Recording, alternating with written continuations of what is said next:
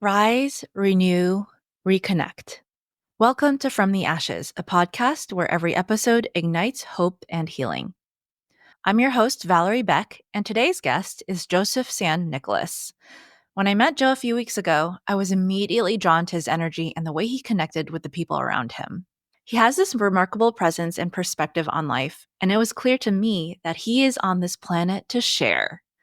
Joe's journey really resonated with me, moving from self hatred to self love, from living a life shaped by external expectations to one of purpose, freedom, and choice.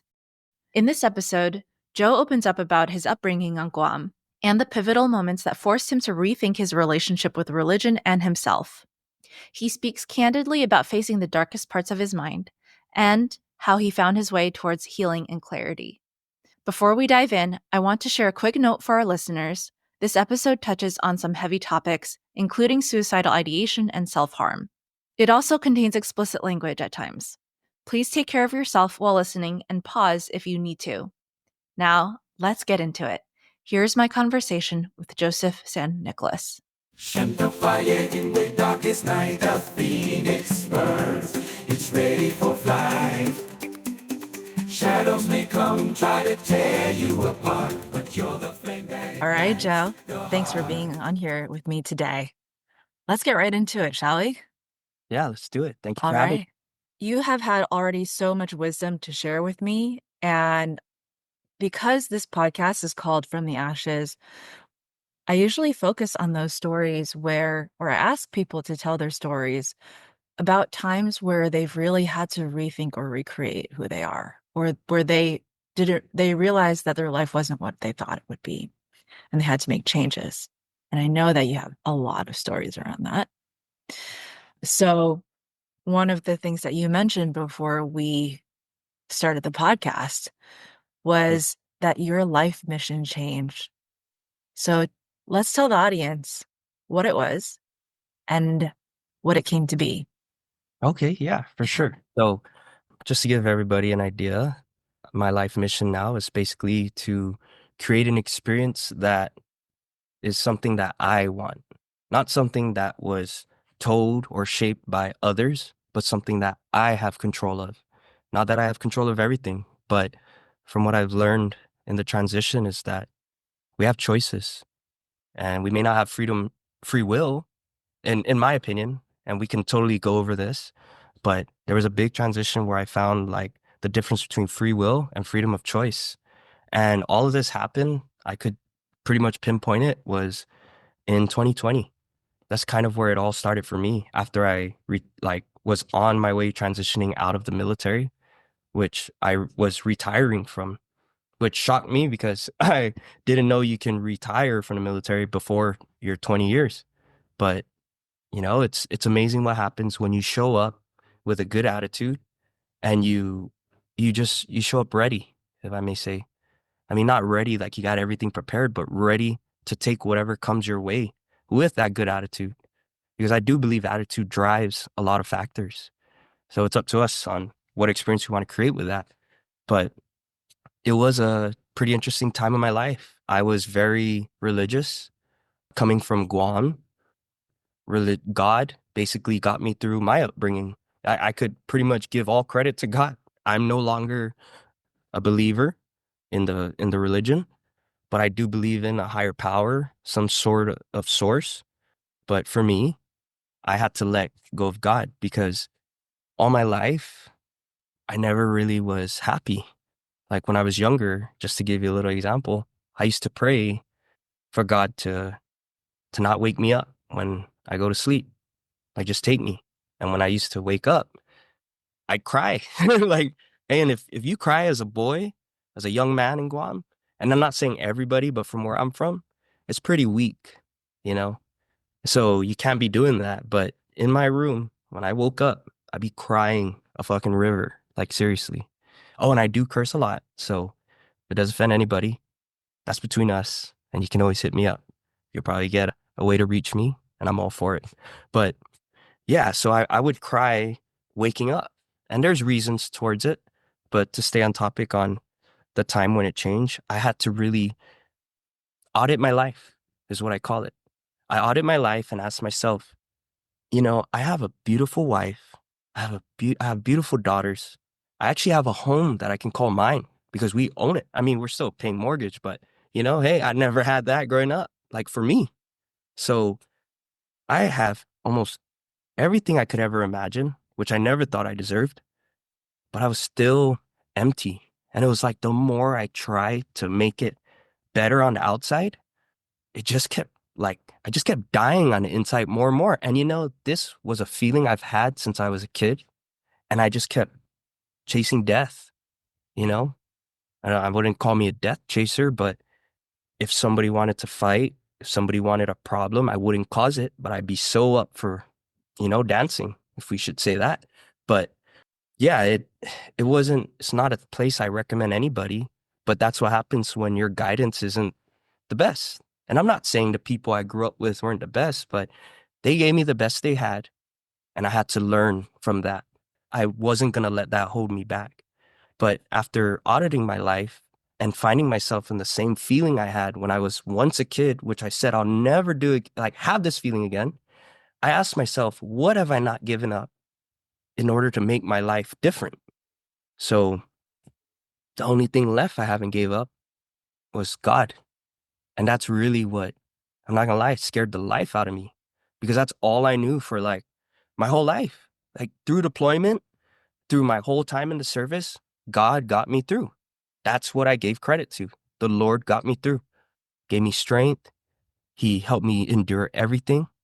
And yeah, when I had to come to that conclusion, I was shocked because I was scared. Like I'm not scared of a lot, you know? But if there's one thing I was scared of was giving up God. Because in my mind, I believed that if I gave up God, I might not control myself. I might not be faithful to my wife. I might not be a good father. I just might be lost in the sauce or whatever you want to call it. Like where I'm from, there's guys that just get girls pregnant and then leave and do drugs. And I know that's a lot of places everywhere, but I'm just speaking on mine. And I'm not saying Guam's like that now or that's what people do. I'm just saying when I was growing up, that was some of the examples I had. And looking back, it was like, if I gave up God, I might not be a good person. And you know what? At that point, I said, F it. I said, what do I have to lose? I'm already back in the death feeling. And it breaks my heart because I got two beautiful kids. I got a beautiful wife. Dude, like, I used to collect coins out of my truck and on the ground just to get food for lunch when I used to work after high school because I was irresponsible with my finances. Because ain't nobody teach me. And my dad is really great with having his finances straight, but I didn't want to be like him with money because he was pretty stern, I would say. But yeah, I went from that to now I don't even need to worry about the price. Anything we want, we fucking get it. But that don't make me better than anyone. It just makes me in a better position than I was before. And how can I be in a better position in life, but still feel just as empty or even more empty than I was before? So for me, I was like, I got no choice. I have to give up God. And I really had a upfront contract, I should say, with it, with myself. I was like, after studying the Bible for so many years and being a really like, I don't know if I could say hardcore believer, but being true as I can be to the faith, you can always go back, regardless of what you do, where you do it, how old you've been, or how long it's been. You can always come back, just like the prodigal son. So I said, what do I got to lose? And the crazy part was it took me a few months to let him go. But when I let him go, dude, life started getting really great. And as much as it pains me to say it, it doesn't anymore. Like before it hurt, but now I'm starting to understand why. Because now when I read the Bible, I haven't read it a lot, but when I do try, because it's really painful to go back into something that, you really believed and loved, and you just feel like you're tricked. But Mhm. it wasn't the Bible's fault that tricked me. It was the religions I was under and the people around me that believed in certain ways. Because now I look at the Bible as another book I read, whether it's Rich Dad, Poor Dad, Think and Grow Rich, Richest Man in Babylon. I read it just like any other book. And I take the lessons in it and I see how we can apply it in our life. But it's something I'm still working on. And like I said, when I gave up God, my eyes started opening even more. Some people would call it the third eye. Some people would call it just a new perspective. I just call it a choice I made. And my life, I'm not gonna say sit here and act like I don't have the death feeling. Guess what? It's still there. But I'm more at peace with it than I was when I was rolling with God. Does that make sense? Oh, yeah. All right. Thank you so much for all of that. You've given me a lot to think about, and I want to dig into this more. I also Sure. want to give the audience a little bit of context.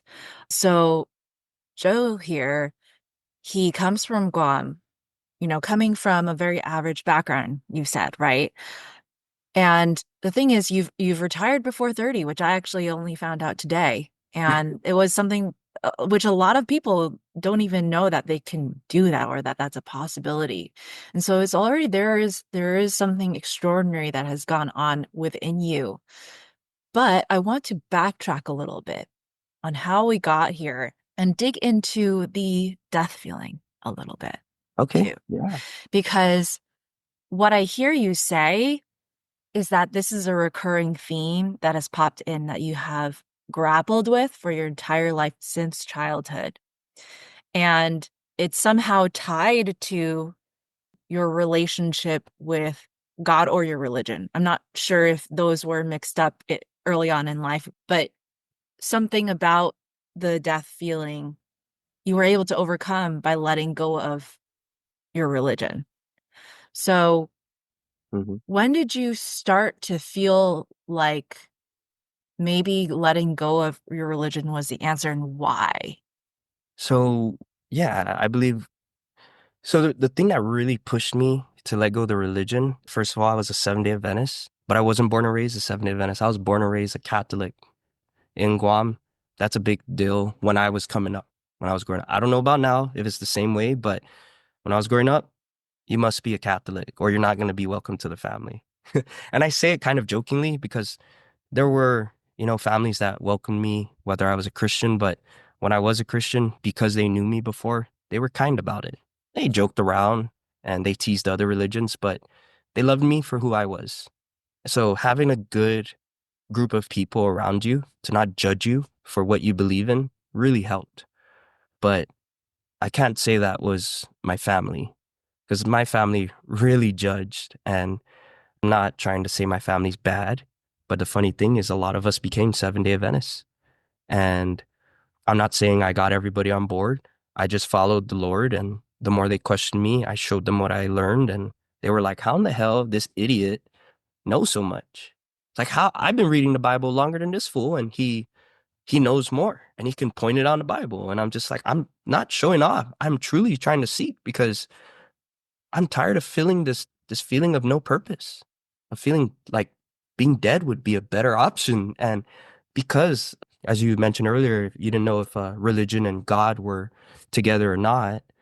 Just to put context on that, I believed in God at a young age, and I didn't get religious until I was like in high school, which I started becoming religious in the Catholic faith. And that's kind of what drove me to go to a Seventh-day Adventist seminar. Because my thought was, I'm gonna go there and convert everybody to become a Catholic, and I'm gonna go and try to fight with the guys and take their girls because I heard Christian girls were better. But that's just word of mouth, and this was just the past, And just to give you an example of the kind of mindset I had, it's like, can you believe a guy with a mindset like that landed a place in California, San Diego, out of all places, and like I said, my life has changed drastically just because I took it serious and I had a better attitude than I did growing up. So yeah, it wasn't really together at one point. It was separated, but then it built and then it broke. But I still stayed with God, and then I rekindled with the Seventh-day Adventists, my relationship with religion and God. So that's pretty much yeah, like what kept me from killing myself, from taking my own life. Is I didn't believe because I was always taught, you kill yourself, you're going to hell. Don't you do that. And it's like, there's my way out? So, with that said, I took it as okay, if I choose to kill myself, then I'm going to hell. What if I choose to put myself in high risk positions and hopefully I'll die? You know? So, I used to race with my little truck. I had a motorcycle, and I did some really, really stupid things that, I mean, in a point in time I was proud of, but looking back, it's like, you were an idiot. Like, oh my gosh. But no matter what happened, and I did get into a few wrecks, and some of them I should have died, but I didn't. I actually came out unscaled, and I actually went to school the following week. Like, I was in high school at the time. And just to give more context, because I don't want to cheat anybody, I used to drink and smoke since I was seventh grade, just to give people an idea of the type of person I used to be. And when I smoked, it wasn't forced. I was around a bunch of guys and some girls in my seventh grade year, and they were older than me. They were eighth grade. And they would ask, "Hey, bro, you want to smoke with us?" And I'm like, "No, thanks, bro. I'm good." And they didn't force me. They didn't pressure me into it. They really said, "Oh, it's all good, bro. Don't worry about it." But it's crazy because I saw these crazy guys go out, smoke, come in, eyes bloodshot red, and they're so nice and kind, just laughing. And I'm like, I would love to feel like that. I wonder, what if I just tried? Dude, since then I was hooked. I was going to class seventh grade, eighth grade, high as a kite, even higher, because my friends, they had to hook up. But yeah, and even drinking, I thought it was a way out. But like I said, all of these things, it kind of led me to those accidents, to those, I would say, idiotic moments. But in those idiotic moments, I learned from it as I look back now where I'm at versus looking back at it, feeling I was a failure, an embarrassment, just a waste of life, like I said, because ain't nobody, I already branded myself as you're not going to make it in life, because if everybody's telling you that, there's two things going to happen. It's either you're going to prove them wrong or you're going to give in. And honestly, I hate to say it, but I gave in. I drank so much, I smoked so much, and that's why I haven't drank in the last 10 years. And I'm scared to see, well, I'm interested to see if I did drink, how I would be, but Mhm. it's not a chance I'm willing to take, especially with the family I have now, and because you just never know. But yeah, sorry, I don't mean to go off topic. Oh, no, no, no. I want to open a can of worms and I want to hear your perspective. It is unusual for someone so young to be fraught Right. with fraught means like upset or like, really just disempowered by the feeling of lack of purpose. Mm. I think this might be my opinion, No, but that's a great point. why was it so hard for you to want to live So, without knowing your purpose? well, because I think to keep it in a nutshell, trying not to sidetrack too much from the start, like me being born, I wasn't even born yet, but my dad told me at a young age that my mom tried to have she tried to have an abortion with me. So off the bat, as a young kid, you're just like, you don't have the proper guidance to take that in and be like, bro, you wanted to get rid of me? Like, what did I do so bad and you didn't even meet me yet? Like, am I that messed up that before you can get to know me, it's just done? And then on top of that, like, everybody treated me like I'm a spoiled kid because I was an only child. And I'm sure that's not just Guam. Everybody in the world, at least from what I understand, believe that only children are spoiled as hell. And you want to know what? I wouldn't say I was spoiled because my dad was really good with the word no. And my dad didn't make a lot of money. We had to do a lot of sidelines. Like, I was putting up shutters and windows when I was in fucking elementary and middle school. Because for my dad to make extra money, he couldn't ask one of his coworkers or a friend, "Hey, come here and we'll split it." Nah, hey, come here, son. We're going to do this. And I did that all the way through to high school and even after. And and every time I would help my dad, everything I did was just not good enough. And it's like, I'm sure he tried to show me love. I'm sure he tried to be a good dad to the best he knew. But from my side of things, I was not a fan because he knew how to use his words in a destructive way. And my dad never beat me up. He never hit me. Oh, I can't say never. He hit me. He nipped me once. And that, if you want to get into it, we could. But the reason that drove me were some of these reasons. And like I said, like, I came from a household where I believe the term is where they eat their own. Does that make sense? A family Uh, that eats their own. Maybe I've heard, explain it a little bit. so I've heard of it before where a family that eats their own is basically they turn on each other, Okay. you know, instead of supporting and saying, hey, I know this was rough, but you got this. Nah, like my third Holy Communion, when I was third grade, my first Holy Communion, they teased me and said I looked like a girl, because I looked like my mom. And it was such a terrible fucking thing for them to say, knowing that she wanted an abortion and that I never had her in my life until like I met her when I was first grade. Like when I could actually remember meeting her. My dad said, hey, I got a surprise in the closet for you. And I'm like, surprise? This is weird. I never really get surprised. So I opened it. There's a fucking lady here. And I'm like, she looks like the one in the pictures. And he's like, hey, this your mom. And I'm like, what? This is weird, but I got to go to school, but I have a mom. And it was cool. But when I left, I was like, just don't have my hopes up that she'll be home because it's been so long. What am I going to start believing it now? And to go back a little bit more, when I was one of the first memories I can recall, because my mom left us when I was like either 6 months or one years old. I remember us staying in a home called Agate, in the village called Agate, and they were arguing, fighting. My dad even broke the glass because he was throwing, I think he threw a pair of jeans or something. And then we ended up in the front door and there was a car waiting for my mom, which was her boyfriend inside.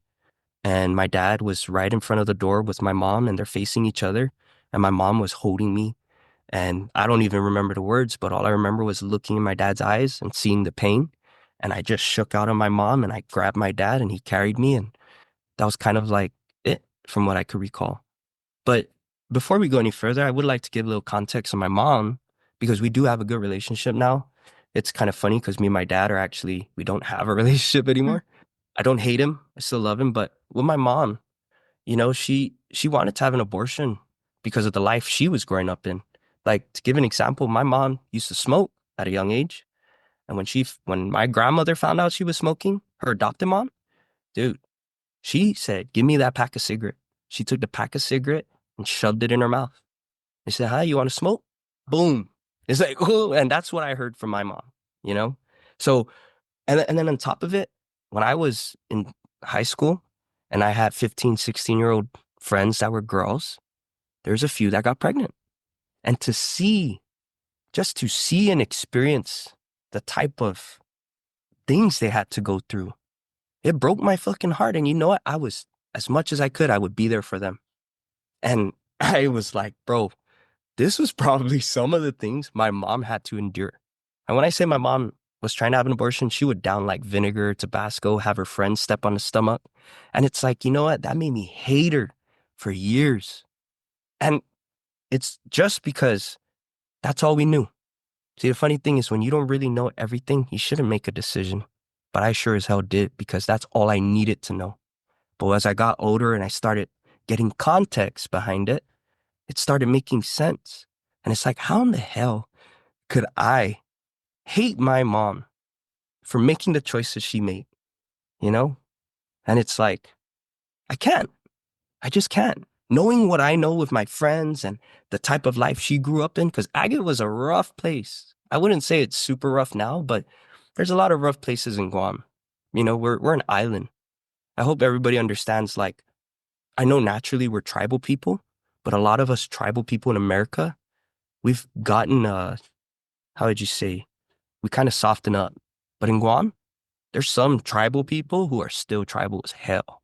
And I wouldn't say they're still like that, but the traditions and everything and the culture keeps getting passed down. And I believe that it's only through us who it's passed to, we can make the change if we choose to. But how can you make a choice when you're not even sure of your own self? You know what I mean? Like you can't give something you don't even understand or even have in you. So yeah, I've just been hating life from the start. Because like I said, my dad said everything I do is just not good enough. Yeah. And my mom, that was just witness enough. But my mom did go through a lot of domestic violence too. Her boyfriend she left us for beat her up a bunch of times. So it's like my heart in the end went to her. And it's like, damn, mom, like, I'm sorry you went through all the shit you went through. And I'm sorry I hated you for so fucking long. But the environments we're in, it kind of drives the decision we're going to make. And all I'm saying is you can change the environment you're in if you choose to make a choice. Because if you choose not to, don't cry about where you land. Mm. You know? Yeah. I want to ask you a question about, I remember you talking about forgiveness. This was the other day.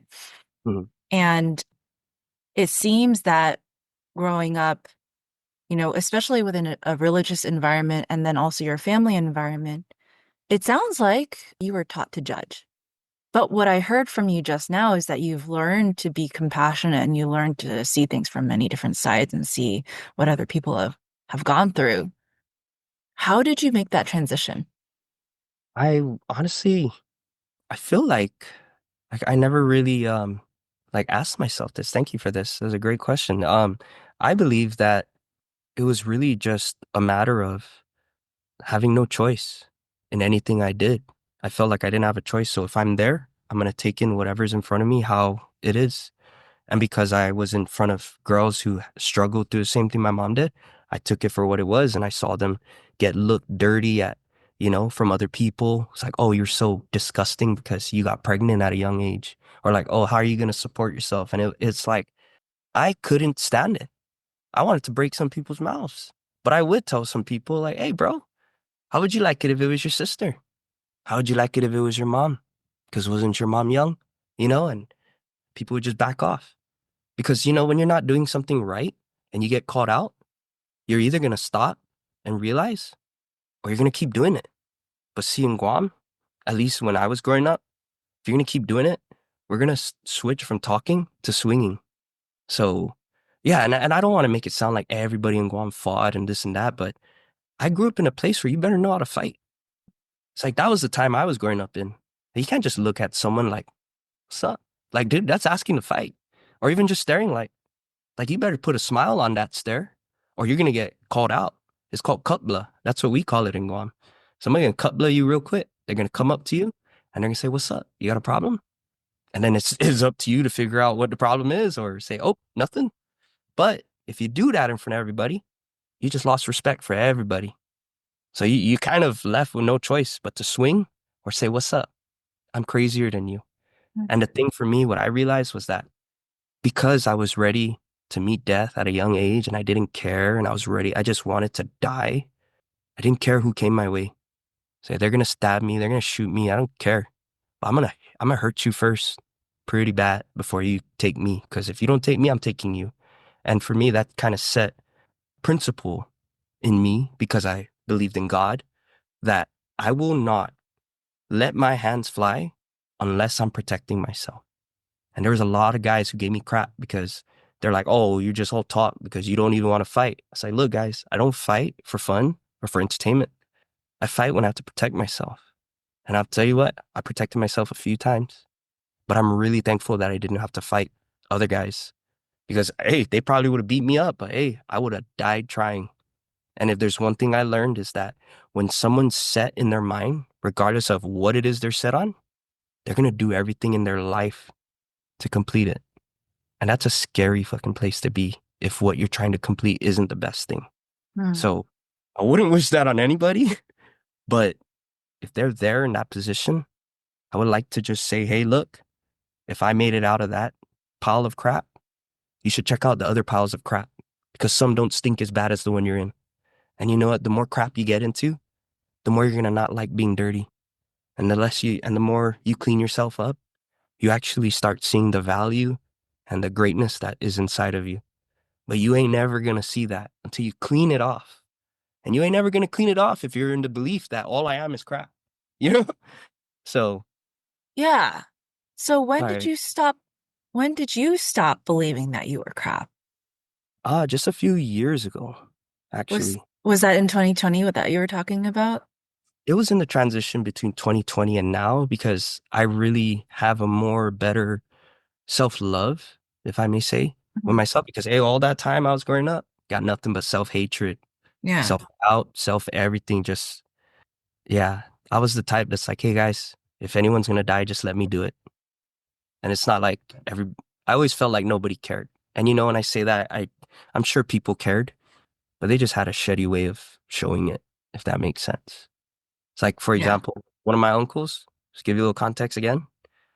He, when I was in like elementary, he would sit on my chest, push all the air out, grab his fart, and shove it in my mouth and let go and get off my chest. And I'll tell you what, it's not a good fucking feeling. I hated that. And you know what? When I hit the age he was when he did that, I questioned a lot. Like, how in the hell can a regular human being do this to a kid? I have kids of my own. And it's like, bro, I wouldn't even do it to the person I hate's kid. Like, what? What the? Hmm. And I had aunts who just talk bad about me because I'm my father's son and I'm a spoiled kid. But it's funny because as I got older, they started having respect for me because they saw I wasn't playing anymore and I wasn't a kid. And whenever they needed something, they'd always call me to do it. And I thought all of this was make believe in my head.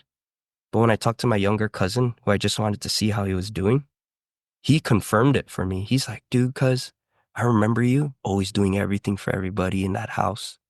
And we didn't just have one house, we had 4 houses, like when in high school. But those 4 houses, 3 were not livable. One was somewhat livable, but we had to fix it. And out of all 4, we ended up fixing 3. So, that itself was a whole journey. But imagine as a high school kid, you're holding gravel, tile, you're taking out roof, like tin roof out of a home, not one, but 2 or 3. You're water blasting, you're prepping, like, hey, maybe that's what all high schoolers have to go through, right? But I don't know. I'm just speaking on my experience. And you know what? Compared to the people I knew, my life was a blessing. So I was not about to cry about some stuff my buddies like had worse with, if that makes sense. Yeah. Yeah. I think what I want to dig into is like, how has the transition from self-hate to self-love changed your life? Cool. It changed drastically, I'll tell you that. It's legit the difference between night and day. And all of that was because I took myself serious versus because I never did. It's like I always relied on God to be the strength that I needed. But now I'm at peace in knowing that I don't need God. And I don't say that like in a disrespectful manner. I'm just saying, does God ever show up when you're doing stuff? Because from what I recall, he didn't. I was the one that showed up. And you know what's crazy? If the Bible is true to what it says, God's in each and every one of us. And if it is true in what it says, God knows beginning to the end, then doesn't that mean everything's already set in place? In other words, we don't really have free will according to the Bible because everything that's set in place and it's done is already set because God willed it. And if you really dig into it, we may not have free will, but we do have this thing called freedom of choice because you have a choice to either follow or not, or to do or don't do. See, that's the freedom we have, freedom of choice. But the free will part, I don't believe any of the will is ours. We just have to accept the journey that we have and choose to either go on the mountain or go slide down the mountain or go swim in a lake or go party it up with other people who ain't moving in their journey. The choice is yours because ain't nobody going to make it for you except you. But then it goes back to making choice. Like I really believe some of us I think there should be a whole class or a whole thing about making choice. Like there's so many simple things in this life that we take for granted or we just like blend in and act like they're one, you know? For example, like stupid and dumb. I was always called stupid and dumb, and I thought they were the same thing. But from my understanding, dumb means you're not aware of what you're doing. So, hey, you're pretty dumb because you don't know. But stupid means you're aware, but you still choose to do it. So whose fault is that now? You know? So yeah, there's a lot of things we do mix and blend, but little do we know there's a big difference. So yeah, when it comes to the whole God thing, like if that's what people believe and that's what they need, let it be. But I'll tell you what, you'll never tap into your full potential being restricted because of some laws that you believe you can't, overcome or you shouldn't pass. It's like the one thing that really opened myself up and really showed me some self-love, and this is going to be crazy, was when I started looking into Satan, the devil, also AKA Lucifer. Because you know what? Have you ever been in a place in life where you were just being honest and then you were looked and viewed as a a-hole or like a wrong person, a wrong human being for doing the right thing? Mm. Yeah, so it's like I always questioned, why is Satan so bad? And according to people, when they translate the Bible, it's because he transgressed against the law of God. And it's like, I'm just a little confused Mm. because don't we all transgress the law of God? But only Satan is the one that's going to take the blame for everything, right? He's so evil. But if you go back and read like just the beginning of Genesis, we're told that he tempts. But if you really look, just knowing from my ways of learning of or analyzing things, it kind of seems like Eve and the snake in the garden had conversations before. Because would someone just come up and say, "Hey, Val, if you touch that or eat it, you're gonna die"? Or like, where's the context there? You know? So I always just question. I'm not saying Satan's a hero or I worship him. I'm just saying, wouldn't it be nice to give everybody a free, fair, not free, but a fair, like, view at everybody instead of just judging off the bat because of what someone said or how biased I feel because of what I was taught growing up? And you know what? Ain't nobody can tell me the answers I've been seeking. So I stopped looking because I found all I need to know. It's like, first of all, angels, they were created to do one thing, which is God's will. That's it. And it's like, dude, I can go on and on about this kind of stuff, but it's something I'm still working on, if that makes sense. Yeah. But Yeah. the angels, like, they have one purpose and it's to fulfill God's will. And I'm just saying, Lucifer was the top of all. He was right there under Jesus. And I don't understand that angels have free choice or free will when they were created for one purpose, if that makes sense. And I'm not saying, hey guys, go and worship Satan. I'm just saying, why don't you go and read your Bible a little bit closer, with a little open heart, with a little less bias goggles, you know? And I'm not saying that he's a great person, but I'll tell you what, in order for the Lord to complete his will, you kind of need someone bad because you would never know good without bad. You would never know the goodness of God without the badness of God. Mm. Think about it. God is a selfish God. It's in the Ten Commandments. You shall worship no God before me. And guess what? I don't think Satan was worshiping any God. If anything, he was doing his job. And I'll throw a little nugget to kind of maybe stir people's mind up, but check this out. Are you familiar with the Bible, let me ask? Not very much. I was like I went to Bible school when I was 5, and that's about it. I was not raised Christian at all. Well, hey, nothing wrong with that. I mean, after meeting you, I think it's been great because you're pretty wonderful when we met, like you and everybody else I met. So, but just to put this out there, in Revelation, it talks about the war in heaven, and it talks about when Satan got cast out of heaven, he took 1/3 of the stars with him. And those stars were angels as well. And like I said, angels are created for one purpose only, to fulfill God's will.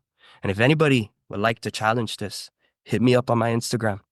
But I probably won't get back to you for a while because I'm trying to figure my life out still, constantly. But think about that. 1/3 of the heavens was drawn out when Lucifer got cast out. But let me ask, why 1/3? Because if you really think about it, everyone should know this. There's this thing called the Holy Trinity, right? And if you take something from a place you're not going to belong in anymore, I would think, and I'm not saying this is fact, that maybe it's because it was your property. Maybe you owned or they were under you, the third. Because if you really look at heaven, it must have been divided into three: God the Father, God the Son, and the Holy Spirit. I'm not saying Satan's the Holy Spirit, but I'm just saying, isn't it odd that 1/3 of the angels got drawn out when he left? Why 1/3? It's not random. It's a purpose, because everything in the Bible has a purpose according to what we know. But yeah, that's just a little food for thought for the real Bible people. But Yeah. don't make me sidetrack too much. But No, I really appreciate it. I wish I knew a little bit more about the Bible, but just, and it's hard for me to make an argument for one thing or another because I'm not familiar. But just to like absorb some of what you said, I hear this need to look at others with more compassion. I feel like that's a almost like a bottom line kind of thing, right? Because it's like we make all these assumptions based off of what other people have taught us, but some of what people have taught us is to hate and judge. yeah, And what chance do you give yourself if you can't give that chance to others? exactly. You can't give somebody what you don't even have. And I don't know, are you familiar with Rob? I believe it's Rob Dyer. No. Yeah, this guy really opened. So just to give a little context on when I gave up God, I listened to a few people. Jim Rohn for sure, but that he believes in God. But Rob Dyer and Alan Watts, two of the most important people I've ever listened to, because they opened my mind about Jesus and God in a different way. I'm not gonna lie, I got offended in some of Alan Watts' own and you know what I learned? When you get offended, you should peek in a little bit closer and say, why does this offend me? Hmm. Why do I feel shaken up? Because there's something wrong or something that goes against that maybe you need to check out. And I checked it out. But yeah, Rob Dyer really opened my mind to that, on just looking at it at a different perspective. Just a quick correction for our listeners from Future Valerie. During this conversation, Joseph mentioned Rob Dyer, but who he really meant to refer to was Wayne Dyer, the American thought leader and author of many impactful books, including Change Your Thoughts, Change Your Life. Thanks for your understanding, and back to the show. I kind of want to look at something you said about choice and going back to self-love, because my journey has been about self-love. Mhm. And the speech that I gave at SI was choose yourself before you lose yourself. That was The, pretty. the key word being choice, right? I don't think people realize that you do need to choose yourself. It's it's one of the things that if you don't in your life, you won't really have a life. You'll always be living by somebody else's rules. I agree. And so choice is self-love in that sense. Love that. That's beautiful. It really is. Because you're never gonna really know what true love is until you figure it out for yourself. Because, oh, that's what I was gonna say. Rod Dyer, he made it clear that you can't give love if you don't even have love in you. Because sometimes we think the love we got from the ones that help bring us up is the only love that we should know. But if you can have it in yourself to just question, not too much, but question enough with some really quality question, you'll be surprised with the answers you're gonna find. Because I'm not gonna lie, when I got out of service, I would yell all the time. I used to fly in helicopters, so I was a little deaf. But, yelling at my wife and my kids, I don't believe that's a sign of love. But that was a sign of, or a kind of a sign of where I came from. But you can't give something you don't know. And you'll never know until you start making that choice, like you said. And I think choosing yourself is a great place to start. But I don't believe everybody would ever start that way, because they might feel like they're not good enough, or like every time they try to do good, it's just bad, Mhm. or like they're just purposeless, a waste of breath. And it breaks my heart, because if you feel that way, all you got to do is ask those quality questions and find your answer. And if you don't like your answer, you have another choice to make. Continue what you're doing, or go look at people you want to like have a life that, like, look for people who have the life you would like, and apply some of the principles that they've put out there. Because I'll tell you what, there's no secret to success. Mm. There's no secret. Success leaves clue. And I believe success is just a feeling. It's not an accomplishment. Once you're successful, that's it. It's gone. It's here and then it's gone.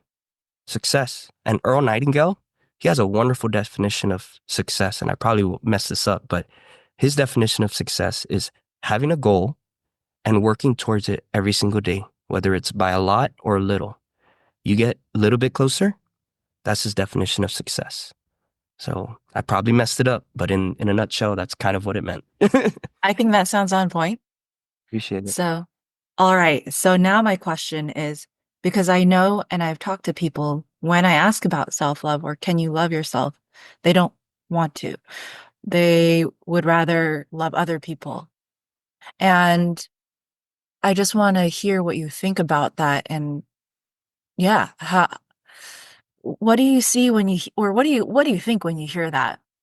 That's a great question because I don't think a lot of people really want to love themselves first because, like I said, they don't know or they don't believe. But one thing I like to say to people like that is, why don't you love yourself the way you would love others, the way you would love your friend? Because if your friend wanted to kill themselves, would you be like, "Yeah, bro, let's do it," or would you be like, "Hey, man, like, why you, or hey, why are you guys feeling that way?" Wouldn't you try your best not to talk them out? Well, yeah, you probably would want to talk them out of it, but it's like, what about you? If you wanted to kill yourself, would you want to talk yourself out of it? Or would you keep talking yourself into it? And this is a place I've been in many times, but because I believed in God, I just didn't have it in me to do it, if that makes sense. So that's what held me back. But when it comes to loving yourself, I would really suggest, why don't you love yourself the way you love others? Because it's funny what I've learned, that a lot of people that are depressed and a lot of people that hate themselves, they are some of the most kindest, some of the most funniest, some of the most outgoing people you'd ever meet. Yeah. Inside, they're so dead and ready to go. I mean, it's all around us. Look at Robert Williams, I think is what his name is. The guy that Robin played in, Williams. yeah, Yeah. Robert, yeah. He was a wonderful guy. Made a lot of wonderful, done, killed himself, right? If I'm not Yeah. mistaken. Yep. But that's just an example, and there's many out there. And then, I have friends, like, I wouldn't call them close friends, but people I was in high school that killed themselves. And you know what? It was heartbreaking, even though we weren't close. And it was sad because we were just high schoolers, teenagers. Whether it was over a girl or whatever, it's like, bro, we couldn't have at least like had a beer, smoke a joint, and maybe eat some dinner and talk about this. And that's why from that point on, I just told myself, if I ever meet anyone that want to kill themselves, the least I can do is take them out to dinner, you know, something. Let's have one last conversation. Let me record this conversation. So when you do it, I'll send it to your family because I'm going to dig really deep and hard into those quality questions when it comes to it. Because sometimes in life, we're so emotionally distraught that you can't think straight. You can't even breathe right. You can't even open your eyes. Your body feels so weak. You're just shutting down because your mind is made up. Mhm. And that's crazy because there is real power of a made up mind. Just like I shared earlier, when you're set on something, you'll be surprised on what you can do. Mhm. And it just breaks my heart because what if you set yourself on a better life? What if you set your mind on something you don't believe that is yours? But see, that's the problem. You don't believe, you know, because belief, in my opinion, comes from the thoughts and the feelings we have. And the one thing I've always been questioning and I still don't have the answer is, where do our thoughts come from? And the best thing I got for that is it comes from the environment that you're in. Mm. That's the best thing I got. And I'm still seeking. So if anybody got an answer on where our thoughts come from, please, I'm open up for suggestions. But from the best I know, our thoughts come from the environment you're in. And sometimes in life, you don't get to choose that environment. My wife, we went at it about how, like, I didn't have a choice growing up on like that. I couldn't just talk to my dad. You do not talk back to your parents like that. Or, at least from my side of things in Guam. But it's hitting a spot and my Yeah. mind rushing because it's so important and it breaks my heart that I lost train of thought.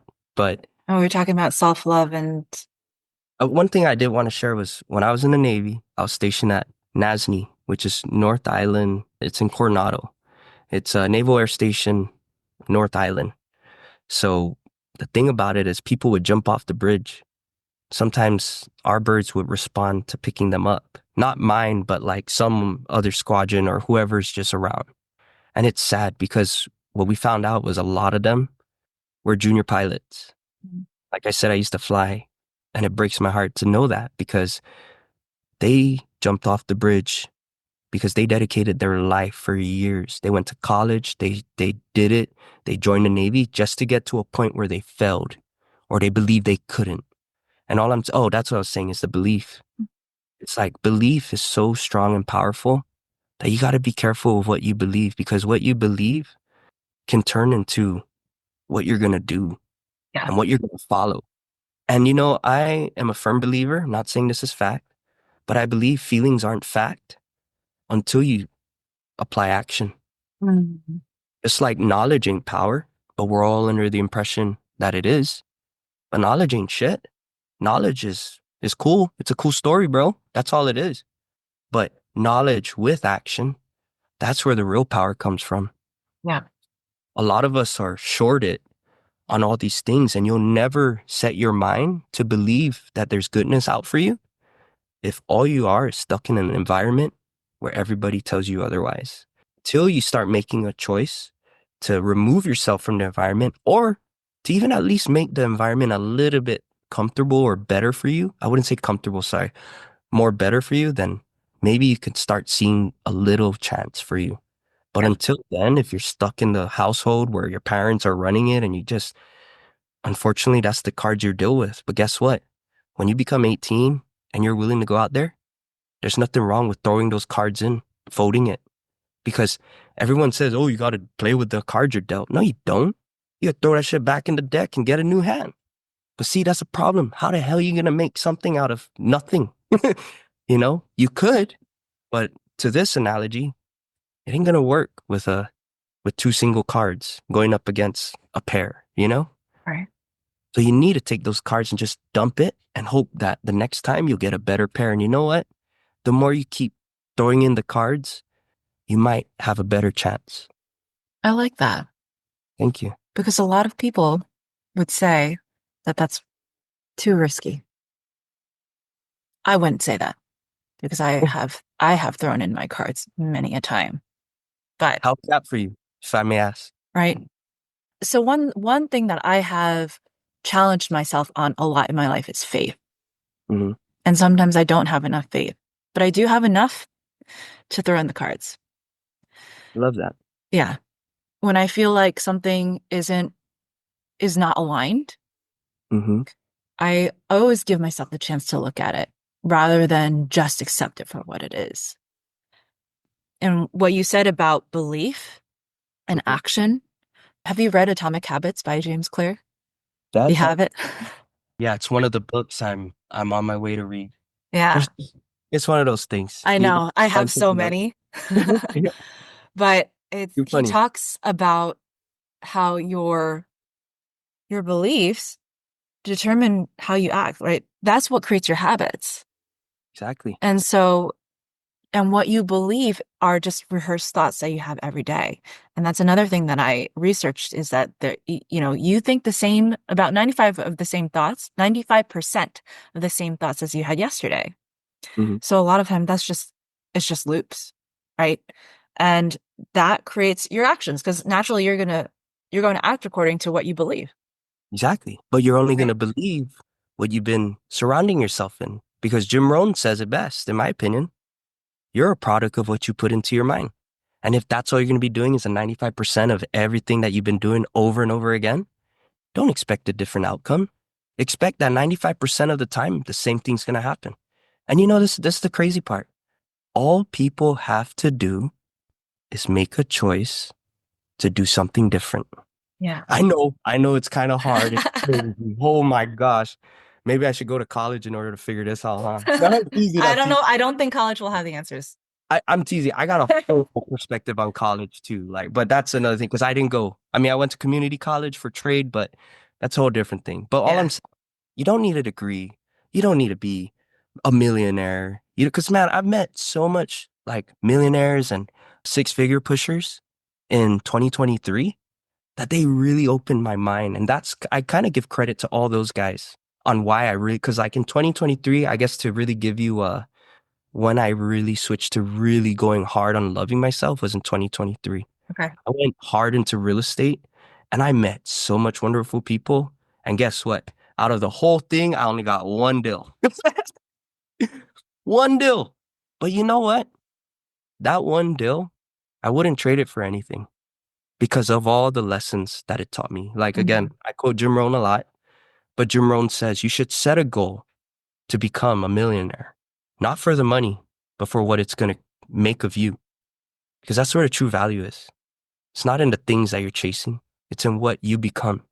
So maybe we should start setting some great goals or things in life that we don't believe we can ever achieve. And why not go for it? You know what I mean? Why not? Just curious. Why not? Why not you? Why not me? Why not the person listening? Because somebody said this and that. But I mean, who better than to, you know, evaluate you than you? Because it's your life. But that's just my opinion. So I got a full disclosure, you know? Yeah, yeah. But I think that's also important is to really trust your own experience. I And a lot of agree. people don't. Because we don't know how to trust ourselves. That's my opinion again. But it's from my experience though. And you know what I've learned? I loved the podcast with you and Dr. Luann, right? Mhm. How she said, I don't believe normal is a real word. It's more like average. Because you know, when we are not average and we're not normal, we feel like an outcast. We feel misplaced.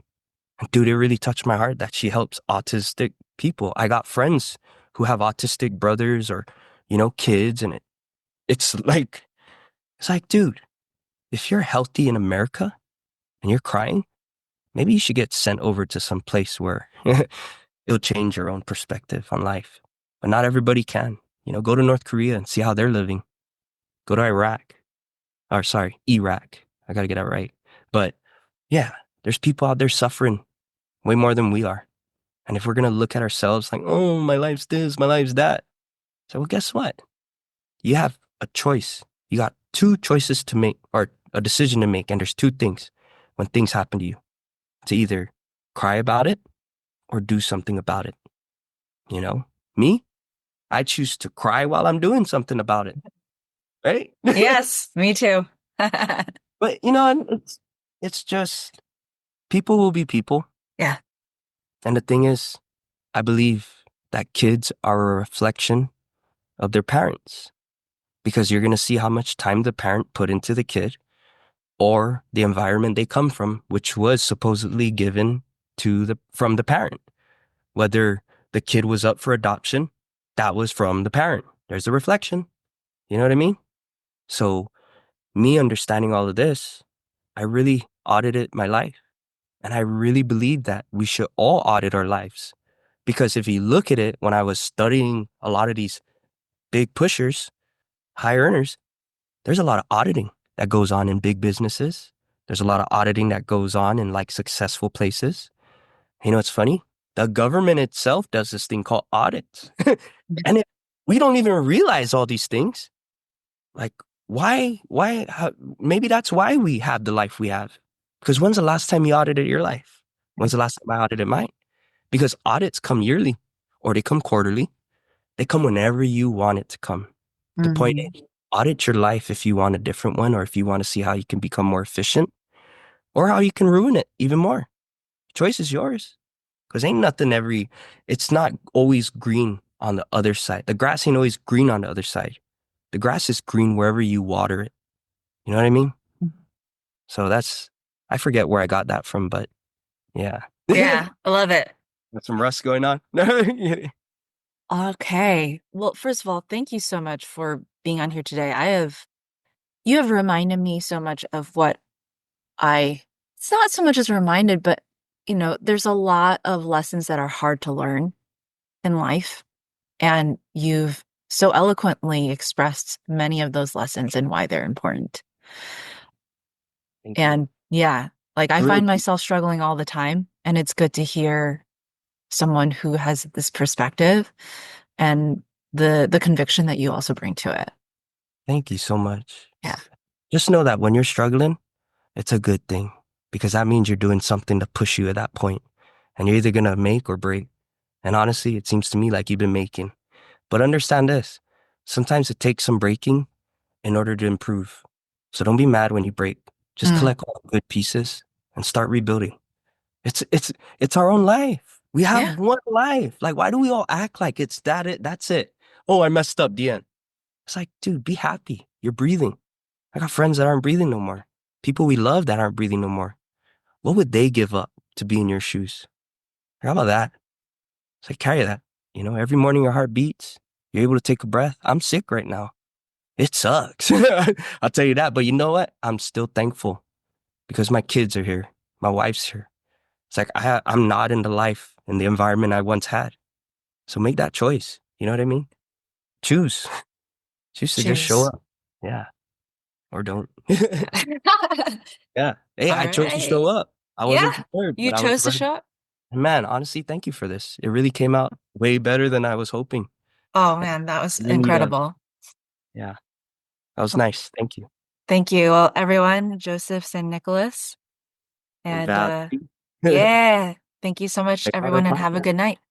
Awesome. Peace.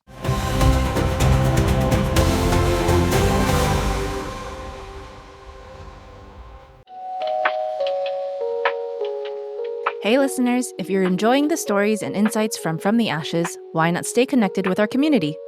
Join my mailing list for bi weekly updates on upcoming events, wellness tips, fun tidbits, and of course, new podcast episodes.